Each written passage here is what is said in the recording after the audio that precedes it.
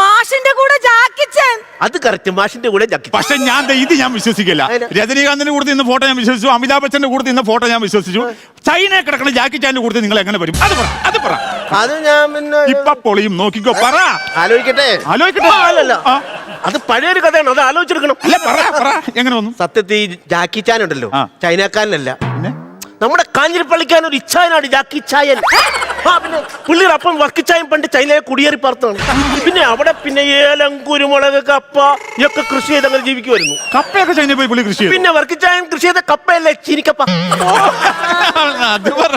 നമ്മൾ ശരിക്കും പറഞ്ഞത് എവിടെ അല്ലടി വന്ന് കേറിയ അത് വഴിയാ മനസ്സിലായിക്കൊള്ളു.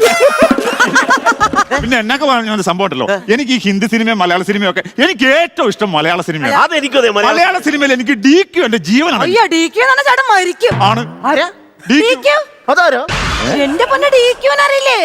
DQ എന്ന് പറഞ്ഞാൽ